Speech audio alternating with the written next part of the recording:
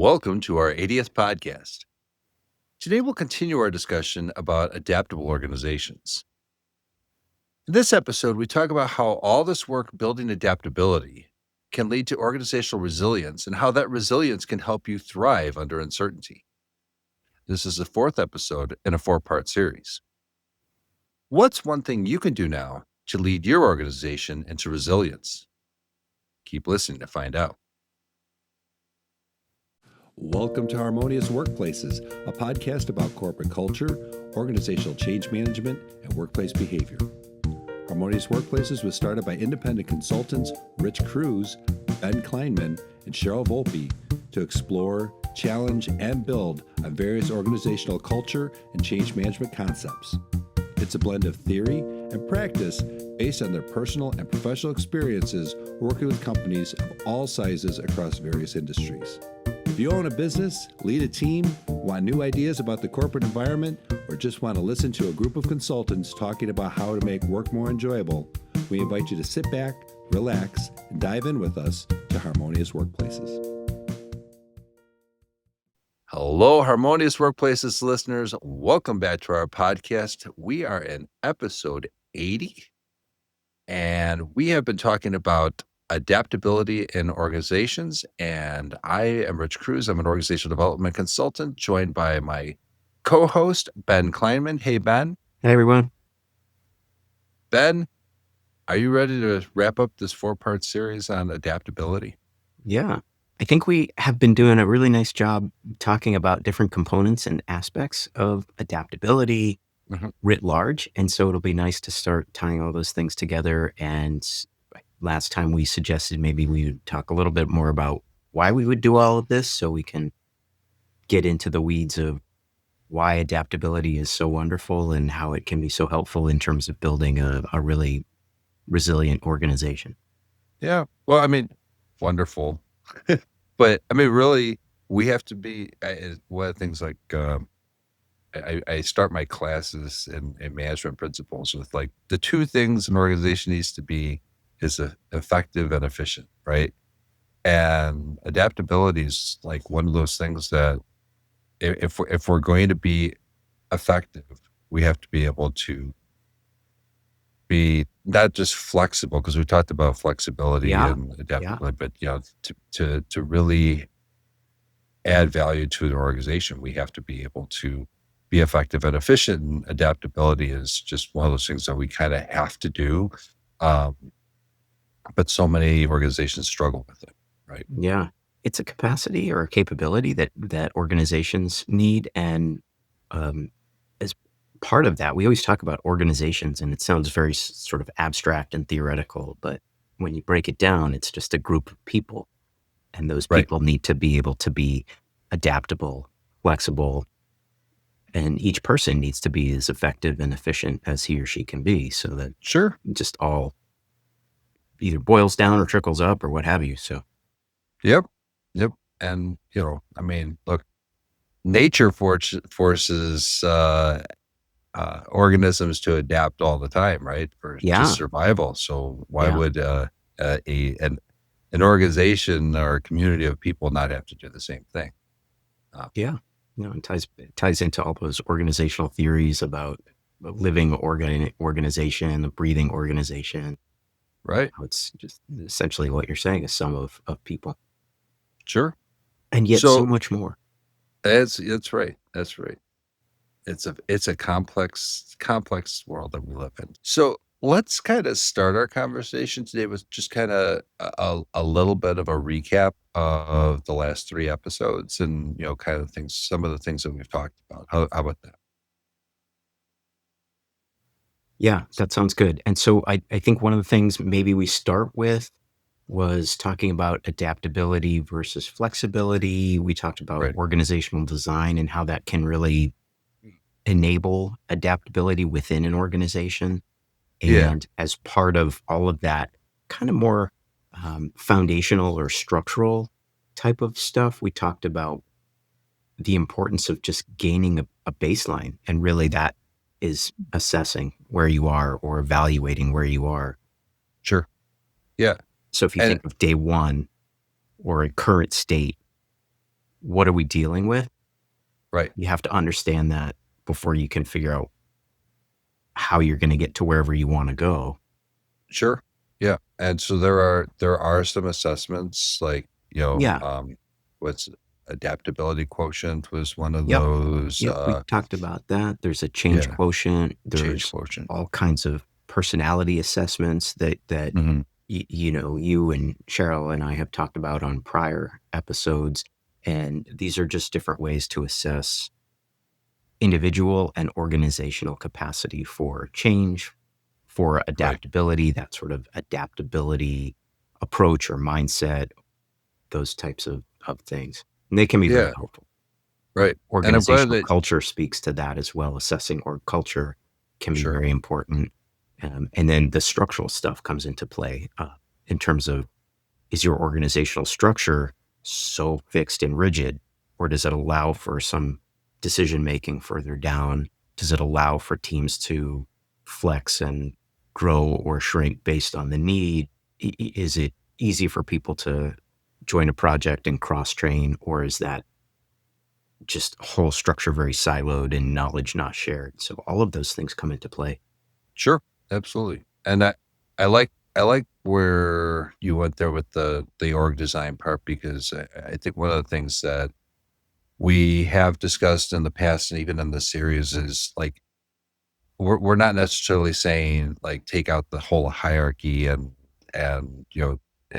take out all those things that a company has built up over the years on every level, right? But sometimes we need restructuring to things like task forces or teams or other flatter cross-functional type of Hmm. or smaller organizations within the org can help to facilitate that change, have uh, people get get better at adapting for lack Hmm. of a word, Yeah. right? Sense, yeah. I don't know about you, but just to throw a few examples out so people have something tangible to hook onto. I've seen where organizations have essentially an internal job board where it's a quasi internship where someone can say, I've got permission from my manager to spend 5 or 10 or 15 hours per week or 5 or 10 or 15 hours per month on some other thing. And they can go find that other thing. And other teams will post, we need someone to help with X or we need someone to help with Y. And it's a great way for people who are looking to learn new skills in a more self-service kind of way across Sure. the organization. I've also seen in organizations where they intentionally give mentors to folks from around the organization. So instead of having a boss, a line manager right within your function, and then maybe you get a mentor who's a senior peer, but within that same organization, maybe it's someone on your team or a very adjacent team. I've seen it where you can open it up and you can get mentors from a completely different function or completely different geography. And that really helps to broaden people's vision of what that organization is, what they can do, what they can see, what opportunities there are. That's Really, great. really cool stuff. Yeah, yeah. I'm skill building and across other functions within the organizations. Am I getting that? And yeah, so certainly you're building, you're helping others to build their KSAs, knowledge, skills, abilities, right? Um, to be able to adapt and change so that they can roll with Hmm. the other people that they're going to be working with, Hmm. right? They can at least speak on the same level. Yeah.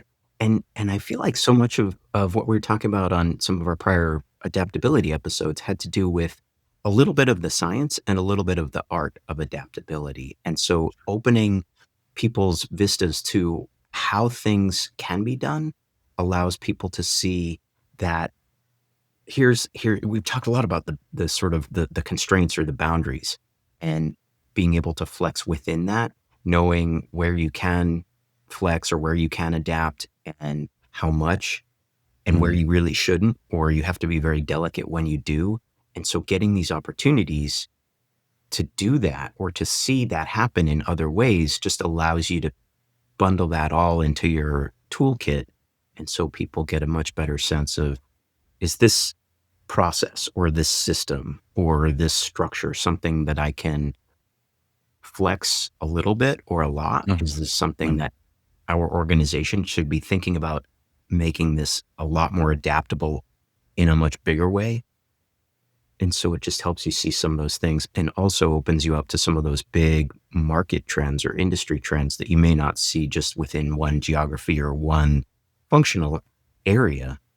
It allows you to see more of that and start to tie these threads together so that you Sure. can start to see, maybe we should be thinking about doing something completely different or even just a little bit different, but it would give us an edge. Right. Right. That said, one of the other things that we talked about as one of the reasons why companies need to adapt is that there is this need for companies to be stable and to get to back to not necessarily homeostasis, but to some level of operational stability.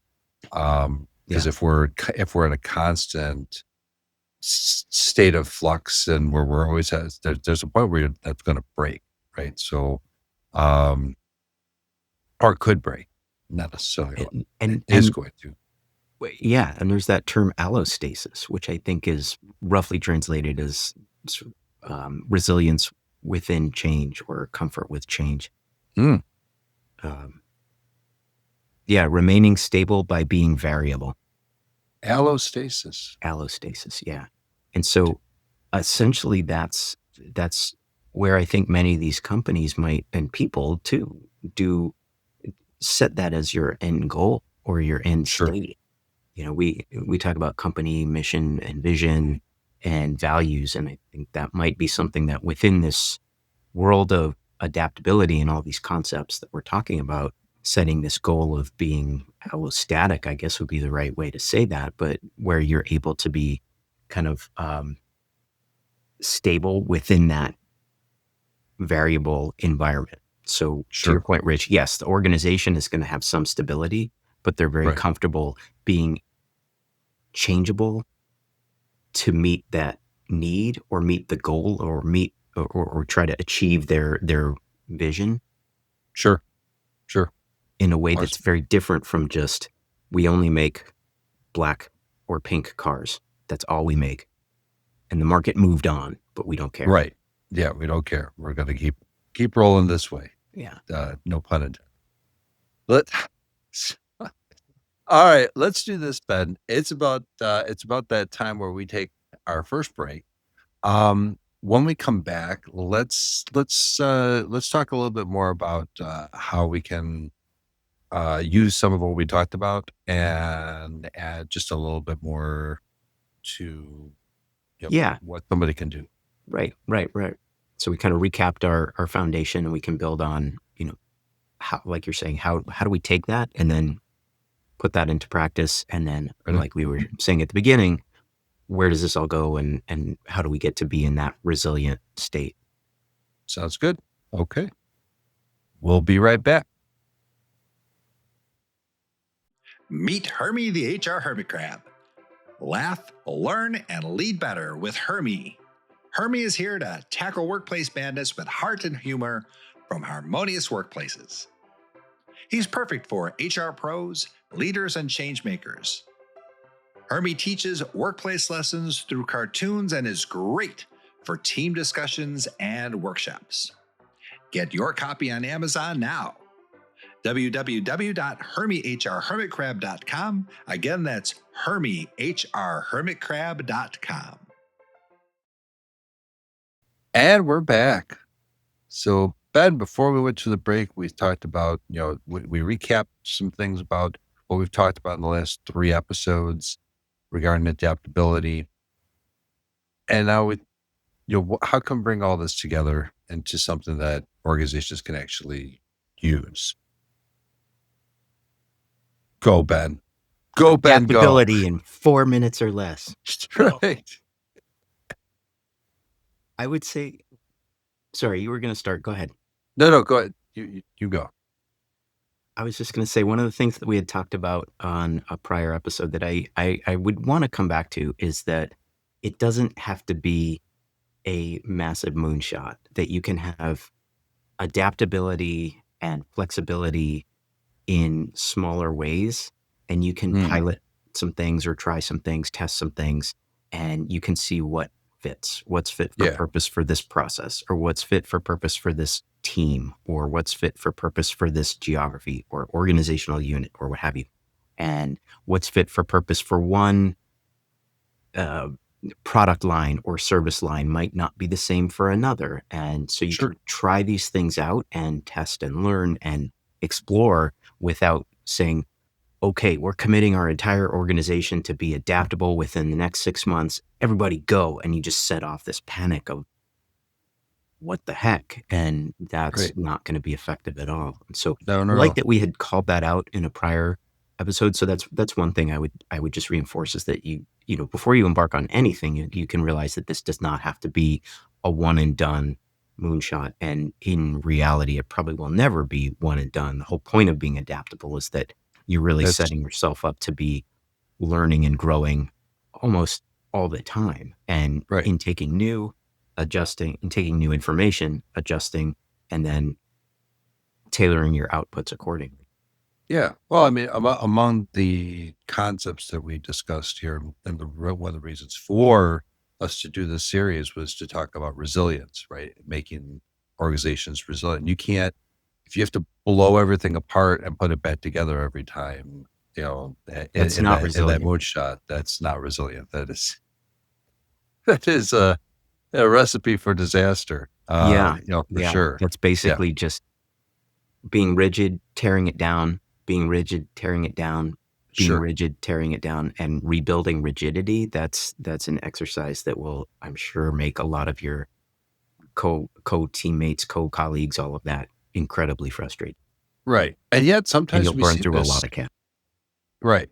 But sometimes we do see this, so from a leadership perspective, um, I'm not sure about you, but I've seen where a leader will come in, look at things, do some kind of assessment, and then really attempt to make their own mark, make it their own thing, and restructure the entire organization to some specification that they have, right? Which upsets the whole culture of the organization, right? Right. Um, and so, like, I'm going to bring something into the conversation here, Ben. Uh, the AdaptX framework that Casey DeBryan Yeah, has great. given Harmonious Workplaces. Great. So he talks about structural adaptability, which we talked about before the break, right? Looking at Right. our organizational structures, but the second pillar is the leadership adaptability and having leaders where they not only do they have the skills to lead, but where they understand their people and how to motivate people and how to keep them uh, efficient and effective. That makes sense. It makes a lot of sense. And everything you're saying, I'm sure, resonates with so many of our listeners is this idea that you have a leadership core and people will come and go naturally, but that vision of the organization, the why, if that's not embraced, then Right. you start to see real issues. And then there has to be some agreement on how we get to that why. And each leader does not have to get in every other leader's business, but there has to be some agreement on how we're going to get our people and our organization to that vision state, Right. or you're going to have a lot of that vision churn and how churn, and that then just leads to all kinds of chaos. Right. Right. And we've talked a lot about, like, leaders have to inspire that vision, or keep that inspired vision going through the organization. But um, they kind of go into that leadership challenge from Who's Imposter that's been around Mhm. for several decades, right? Encourage the heart and model the way. Like some of those skills that you know managers are oftentimes put into a leader position, and without those kinds of skills. right? So to build adaptability, it's part of this is I love that you brought in like a mentorship program and things like that where we can foster those skills that allow leaders to become more. Yeah, absolutely. And I Yeah. think one of the key things that we talked about in a prior episode on adaptability is this idea that it also goes back to some of the episodes we've talked about motivation and goal setting and things like that, is that in Right. general, people are very wired for stability. They like Right. some layer of stability. And you've talked about one of the frameworks to think through that is Maslow's hierarchy. And there are other ways that you can think about just people kind of like that comfort of this is what I know, and things are not going to be completely chaos all the time. And Right. how, with some of the flexibility and adaptability, like with many changes, you have to learn how you're going to overcome that natural hesitancy or resistance to a change. And that leads into a lot of the conversation that we had around goal setting theory and how to enable people to become more open to being adaptable, more open and comfortable with a little bit of ambiguity or uncertainty, and how people can be motivated either extrinsically or intrinsically to stay with it and achieve that vision Right. or achieve those Which goals is and step towards that vision. And so yeah. those are some of the things that I thought, in terms of your prior question about how do we help organizations and people become more adaptable. Well, don't assume it's a one and done. Don't assume it's got to be a big bang moonshot type of thing, but then Right. also recognize that your people in your organization will need some help and training and time and grace and space to become adaptable. It's not just sort of a, you know, take a 10-minute quiz and you're done type of thing. Right. Right. Which very very much leads into this third pillar of this framework, which is talented workforce adaptability. So this is, Love that.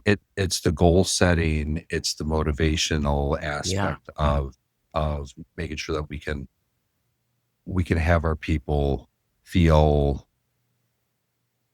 like there's a the concept of self-efficacy, right? The self-confidence that I can do this, I can achieve what needs to be done, And you right? have the knowledge, skills, and ability to do it. To do it, right, Right. right. So have helping with like things like shared goal setting, goal setting theory to um like you said, satisfying those needs from Maslow's hierarchy, those types of aspects, be very intentional with that on a group level and an individual level can go a long way to foster that adaptability. Mhm. Yeah, yeah. And that's where a lot of times it's a little bit of a double-edged sword. Sometimes you have more senior folks in an organization in terms of tenure within an organization, not necessarily Right, hierarchical seniority, where they've been there for so long.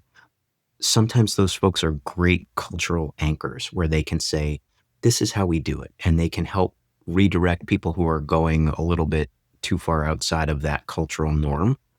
And other times they can be a little bit truculent and they can kind of pull a team back because they are right. just so rooted in this is the way the culture was, or this is my vision of the organization from 25 or 30 years ago. And they've kind of missed some of the changes along the way.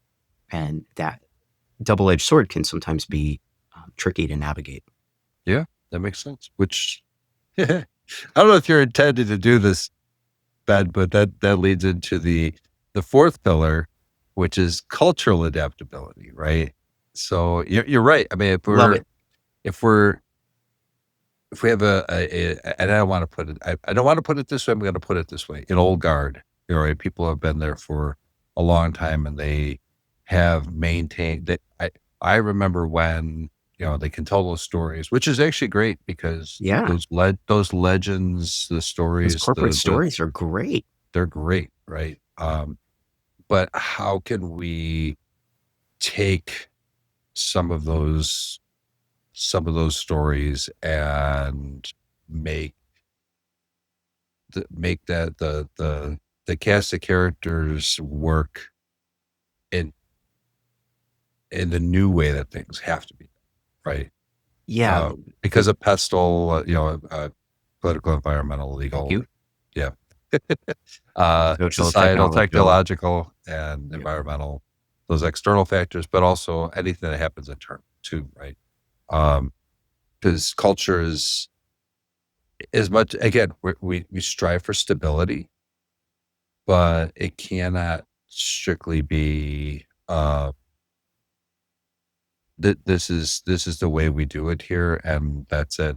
Mhm. You know, because if you do that, I mean, we've had organizations that have been around for more than 100 years that still thrive today because they've been able to culturally adapt throughout the years. Makes sense. Yeah. Yeah. And the flip of that is that you've had companies that just 100-year-old companies will rotate out of the S&P 500 or the exchange benchmarks, and Right. they just can't keep up. Sure. Sure. Well, even just not even publicly traded companies. It's some of the family-owned businesses that have been around for you know 2 or 3 generations or Yeah. whatever that have not necessarily changed their. They may have maintained some of the core values that have kept the company going, but they may not have changed some of those values that are no longer compatible with today's society, right? Right. Um, Or they're trying to sell stuff that the market doesn't need anymore. doesn't need it. Yeah, That's that's gonna be a challenge. absolutely. Yep. Yeah. And which kind of leads me to that the fifth pillar here, which has to do with technology, and that's our ability to adapt to the digital aspect of things, particularly with artificial intelligence, but not just artificial intelligence, the the other technical aspects of things, um, which could shake up a company's culture, workforce, leadership, structure, right? So, any thoughts on that on the digital side of things? It's like a whole series in itself. Feels I mean, that's just like, yeah. I already summed up adaptability in 4 minutes or less, or you I sure gave you my did. 300-word essay on adaptability. So to do that with technology, maybe I'll allow another student to do that in your class. Right. No, but you're absolutely right. I mean, joking aside, you're absolutely right. Technology is increasingly prevalent across all organizations now, and there's Right. almost, I don't know, I can't think of any organization that would be completely untouched by some flavor of technology. And you just have to understand that that is the world that we live in, and you Right. have to figure out how do you want to leverage that, take Sure. advantage of the technology at your fingertips, to whether it's just having a presence on the internet, or whether it's using AI in some sort of efficient, effective way within your team or within your company. I mean, it's there. Take advantage of it. Yeah. Otherwise, you're just going to fall further and further behind. Sure. Absolutely. And I've seen where, even companies that, there are still some companies that are using like big metal servers and that are still housed in a back room somewhere. I was working with a company, help them with their podcast for a while. Well, Um, funny. it was so weird, right? It was actually, I think that was like my first foray into podcasting. Um, But, a lot of their clients were still running local machines that were running everything on 1980s technology. Wow. Um, but they've had to learn how to, adapt, and that now that this company was moving everybody into the cloud, right? That's their big thing. But it was never an easy lift. because it's not just the machines, the software, it's not just that, but it's the way people think and process Mhm. how this information flows had to change, and people needed to adapt to that. And that was a big part of what helped make that company successful, is that they did understand the people part of it. Oh, that's great. That's great. And at least in my experience, technology is always a challenging um, build out, and it's always a challenging upgrade, renovation, replacement. I mean, those things are just so complicated. And as with any kind of house renovation, you never really know what you're getting into until you open up the walls. That's So right. that's like a really challenging thing that I think a lot of companies are starting to get better at, Mhm. realizing that it's not going to be just a quick one and done, but that there's going to have to be a lot of room for, well, we don't exactly know. We think it's going to be, but until we get into the code and figure out kind of how everything is hooked together, there could be some pretty big things in there. Yeah, makes sense. All right, Ben, let's do this. Let's take another quick break, and when we come back, let's put a bow on this thing. Can it be a shiny bow? It sure can. Nice and satin that you like. All right, we'll be right back. Dysfunctional organizational cultures and poorly managed transformations can devastate employee morale and motivation, leading to disengaged employees, poor work quality, and the loss of your best people. The impacts to your organization include high costs, low productivity, and wasted resources. At Harmonious Workplaces, our purpose is to help you build the best workplace possible. We are advisors applying proven organizational development and industrial organizational psychology methodologies to help you become your best organization. We are doers, using time-tested principles to help you execute organizational change initiatives smoothly and successfully.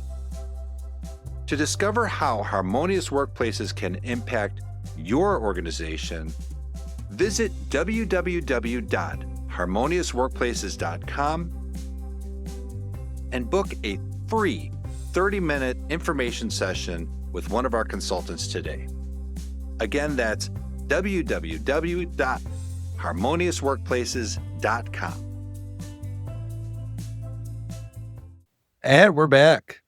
So Ben, this is a little hard for me. It's four chapters of talking about adaptability, and we're coming to the end of this, and it's like the last like 5 minutes or so.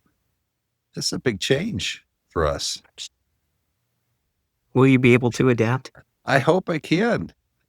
So let's do this. Let's kind of wrap this up with some what organizations can do.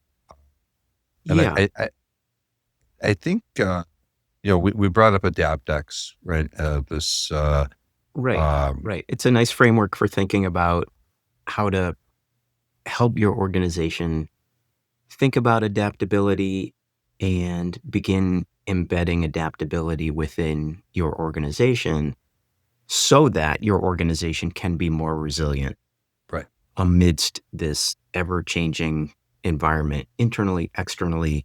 It just gives you a nice way to have some organizational stability within those constraints or boundaries that we've talked about before. So Exactly. Yeah. maybe I think highlight or kind of remind people about the pillars of yeah, the absolutely. AdaptX framework, and then Sure. we can see Yep. what else we would want to mention. And it all starts off just like we said before. It starts off with assessment, and part of what's being assessed is the organization's structure, right? Structural adaptability. What are the ways or the different work groups are working together, and Mhm. who's reporting to who, and all of that, right? So structural adaptability is one of these pillars. Second one is leadership adaptability. How well are your leaders able to help others get through any kind of changes. The third one is what we talked quite a bit about in the last segment, which is talent to workforce adaptability. So, goal setting. What else did we talk about? We talked about motivation. Yeah, I was going to say motivation, goal setting, helping to bring people along that journey, but also give them the skills and the tools to become more adaptable, helping them reframe any prior ways of thinking that might get in the way of that. Right. Right. Then cultural adaptability, not still maintaining some structure and the sense of the organization, but at the same time, being able to reframe your culture and those pressures that can shape the way that you have to think about things. And then there's the AI and digital adaptability part of things, right? How does technology factor into this? So this AdaptX framework that Casey DeBryan put together, it's these 5 pillars, which we'll have on our website. If you go to harmoniousworkplaces.com/adaptX, Mhm. you'll find more information about that. But in the show notes here, we'll also have we have a nice little infographic of those 5 pillars. Mhm. It's a nice way of thinking about how Yeah. can we make more adaptable organizations. Right. It's great. It's a nice framework, and certainly it encompasses many of the things that most organizations should be thinking about in one way, shape, or form or another. And we can speak to that, or there are other frameworks that people could use or organizations could use. And so that's just nice that we have that as a resource for people to use completely free, all that kind of good stuff. And at least it starts the conversation, right? If Right. nothing else, it gives people a place to start with some structure, with some thought behind it, that you can begin to think about what is it that we're talking about? What is it that we're trying to do? And what are all the key components in some sort of organized fashion that we should be thinking about? What are the enablers that will help us become more adaptable Sure. and lead to being a more resilient, allostatic organization? Allostatic. That is the word of the Is day, that our man. word of I the love it. day? I like it. Yes, I love it. Awesome. Well, folks, let us know what you think of adaptability and the series. We'd love to have your feedback. And if there's anything that you'd like to hear from us, as we move forward in our next 20 episodes, to then we're striving for 100 here. And Yeah. so yeah, please let us know what you'd like us to discuss, because we want to make sure that you're walking away with some value. Mhm, mhm. Yeah, I would love the feedback. And as always, feel free to ask Hermie any questions about adaptability. That's right. harmoniousworkplaces.com/ask Hermie, and Hermie, the HR hermit crab, will respond to you. We promise. All right, Ben, you want to take us out today? Yeah, I would love to. Okay. Until next time, make change your friend. Thanks for listening to Harmonious Workplaces. You can find Harmonious Workplaces on LinkedIn, Twitter, YouTube, Spotify, Amazon, Apple, and other streaming platforms. We'd love any feedback on whatever channel you find us on. Please rate, like, and share our podcast with your network, and remember to add Harmonious Workplaces to your list of favorites to get notified about each new episode.